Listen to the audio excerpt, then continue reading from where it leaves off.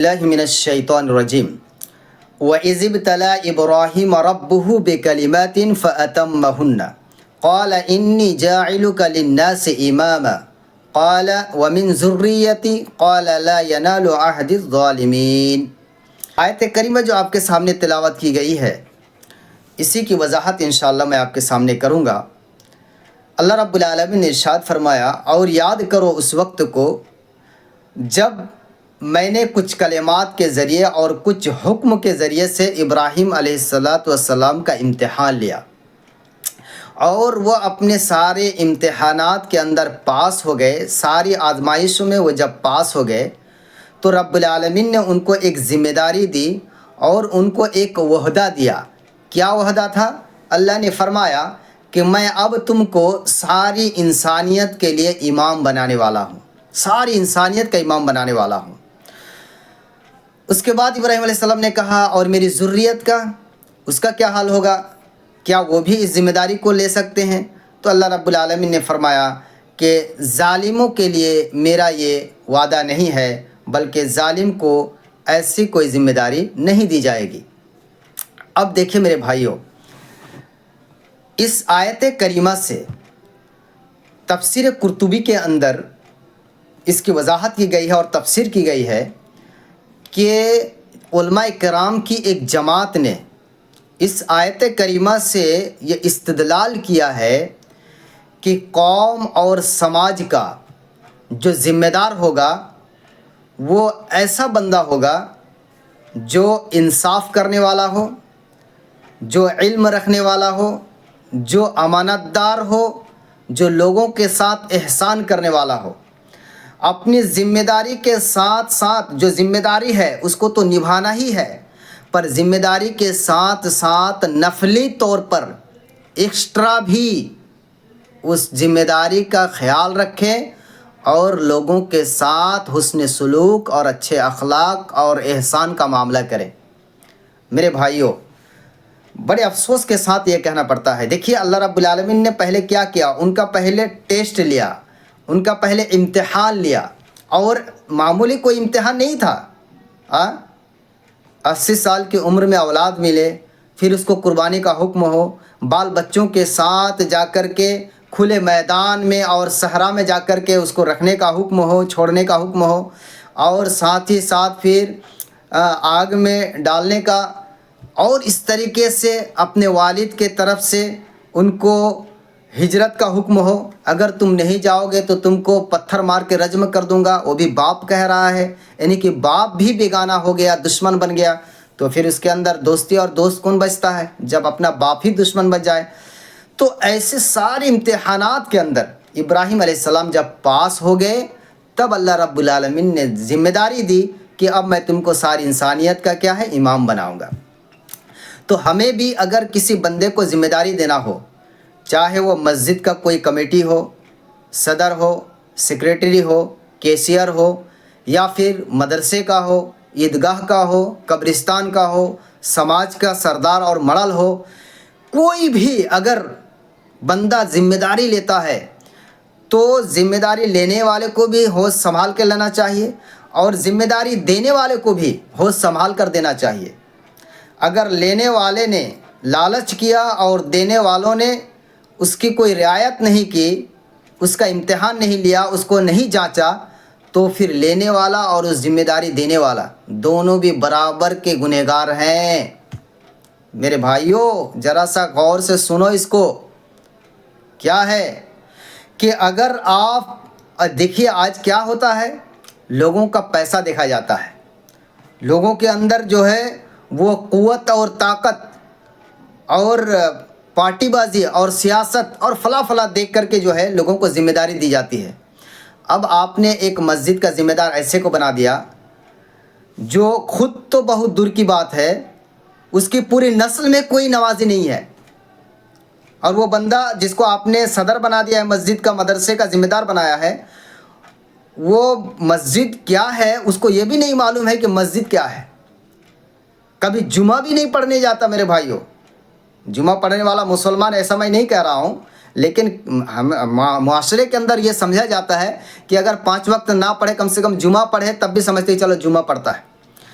تو ایسے لوگوں کو اگر آپ مسجد کا ذمہ دار بنائیں گے تو بھلا بتائیے وہ مصلی کے بارے میں کیا سمجھے گا، اور مسجد کے بارے میں کس چیز کی مسجد کی ضرورت ہے، مسجد کی خیرخواہی کے لیے، اس کی تعمیر و ترقی کے لیے۔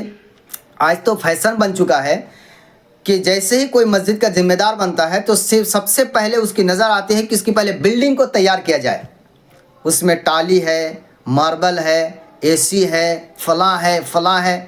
یہ بیوقوفی ہے میرے بھائیوں۔ اس قوم کی سب سے بڑی تباہی اور بربادی کی وجہ میں سے ایک وجہ یہ بھی ہے کہ آج ہم جس پہ ہمیں پہلے محنت کرنی چاہیے ہم اس پہ محنت نہیں کرتے، اور جہاں نہیں کرنی چاہیے وہ ہم محنت کر رہے ہیں۔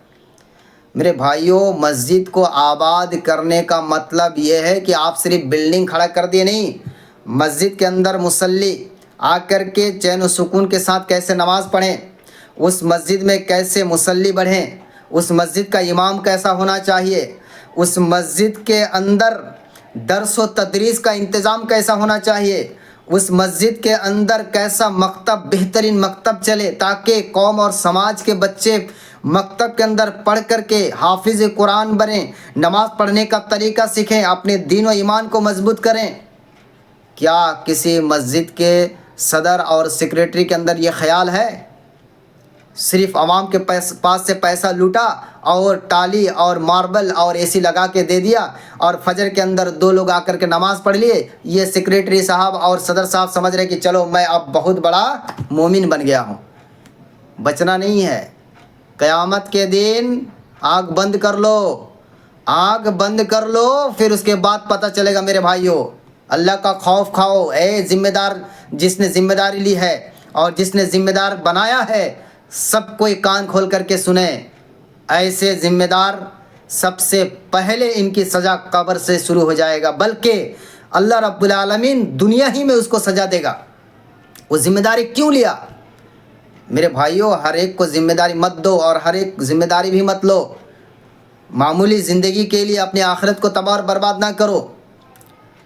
مدرسے کا سیکریٹری، صدر اور کیا کیا بن بیٹھے ہیں، اب اس کو معلوم بھی نہیں الف با تا سا کیا ہے، اللہ کا کلام کیا چیز ہے، احادیث رسول کیا ہے، عقیدہ کیا ہے، اسلام کیا ہے، توحید کیا ہے، کچھ بھی نہیں معلوم۔ جنت کیا ہے، جہنم کیا ہے، حشر کیا ہے، قبر کیا ہے، کچھ بھی نہیں معلوم میرے بھائیوں۔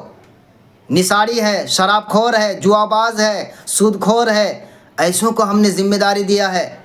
ذمہ داری لینے والا جتنے گنہگار ہیں، ذمہ داری دینے والے بھی اتنے برابر گنہگار ہیں۔ خیال کرو میرے بھائیوں، قوم اور سماج کے اندر ذمہ دار ایسے لوگوں کو دو جو ذمہ داری کے حقدار، جو ذمہ داری کے حق کو ادا کر سکے۔ اللہ رب العالمین ابراہیم علیہ السلام کو ذمہ دار کب بنایا؟ پہلے اسی طریقے سے اپنے ذمہ دار کو پہلے جانچو، کیا ان کے اندر صبر کا مادہ ہے، کیا ان کے اندر تقوی کا مادہ ہے، کیا ان کے اندر ہدایت ہے، کیا ان کے اندر دینداری ہے، کیا ان کا دین اور اسلام محفوظ ہے کہ نہیں؟ تبھی جا کر کے میرے بھائیوں آج مسجد کے امام کیوں بھاگ رہے ہیں؟ اس لیے کہ سیکریٹری اور صدر کی زبان ٹھیک نہیں ہے۔ مدرسے کے اندر امام کیوں بھاگ رہے ہیں؟ آج اللہ کے دین کو سیکھنے والے کیوں کم ہو رہے ہیں؟ جیسے ہی کوئی عالم اور مولوی مولانا بن جاتے ہیں، پھر اس کے بعد دیکھتے ہیں کہ مدرسے کے اندر بھی عزت نہیں ہے، مسجد کے اندر بھی عزت نہیں ہے، تو پھر وہ مدرسے اور مسجد کو چھوڑ کر کے کاروبار میں لگ رہے ہیں۔ تو اللہ کا دین کون بچائے گا؟ مسجدیں کون چلائے گا؟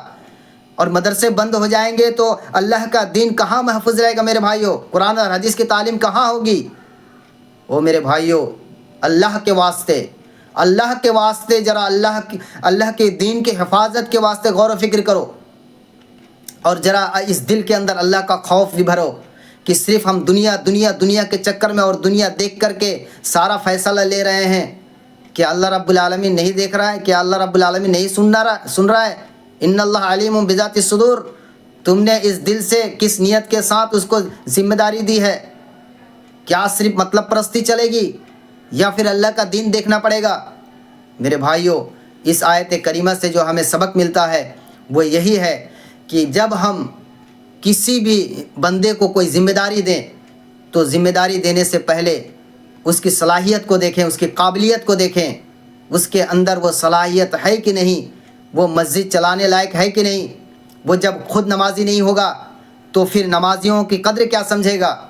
جب وہ خود اس کے اندر دین اور دینی تعلیم نہ ہوگی تو پھر ایک علماء کی قدر کیسے کرے گا میرے بھائیوں؟ آج میرے بھائیوں چہرہ دیکھ کر کے، پارٹی بازی دیکھ کر کے، دولت دیکھ کر کے ذمہ داری دی جاتی ہے۔ رب العالمین نے کیا فرمایا؟ لا ینال عہد الظالمین، ظالموں کے ساتھ میرا یہ وعدہ نہیں ہے کہ ان کو ذمہ داری دی جائے۔ جو ظالم ہے، جو بے ایمان ہے، جو جھوٹا ہے، جو حرام خور ہے، ایسے لوگوں کو کوئی ذمہ داری نہیں دی جائے گی، اللہ کا فرمان ہے۔ اور ذمہ داری اگر کوئی لیتا ہے ایسی حالت میں تو وہ بھی ظالم ہے اور ذمہ داری دینے والا بھی ظالم ہے۔ لہٰذا ہمیں غور و فکر کرنے کی ضرورت ہے کہ اگر ہم کسی کو کوئی ذمہ داری دے رہے ہیں، آج سب سے بڑا پرابلم یہ بھی ہے کہ کم پیسے کے چکر میں مسجدوں کا امام ایسے بنا دیتے ہیں جو بیچارہ قرآن اور احادیث سے نابلد ہوتا ہے، اس کو پتہ بھی نہیں ہوتا دین شریعت صحیح طریقے سے، لیکن چونکہ سستے میں مل گیا ہے اس لیے چلو اس کی ذمہ داری دے دیا۔ اور پھر وہ ظالم ایسے فتویٰ بازی کرتا ہے جو پورے سماج اور قوم کو تباہ و برباد کر دیتا ہے۔ پیارے نبی صلی اللہ علیہ وسلم کے وہ حدیث رسول کہ یہ وقت ایسا آئے گا کہ سماج اور معاشرے سے جو جید علماء کرام ہیں وہ اس دنیا سے رخصت ہو جائیں گے اور کم پڑھے لکھے لوگ اس ذمہ داری کو سنبھالیں گے۔ فضلوا واضلوا، تو وہ خود بھی گمراہ رہیں گے اور دوسروں کو بھی گمراہ کر دیں گے، وہ خود بھی جہنم کے راستے میں چلیں گے اور پوری امت کو جہنم کے راستے میں لے جائیں گے۔ میرے بھائیوں، یہ ساری ذمہ داری جو ہم لوگ دے رہے ہیں یہ اللہ کا وعدہ نہیں ہے۔ اللہ نے کہا نہیں، ایسے لوگوں کو ذمہ داری نہیں دے سکتے، ایسے لوگوں کو ذمہ داری نہیں دے سکتے جو ذمہ دار کا حقدار نہیں ہے، جو ذمہ دار کے لائق نہیں ہے۔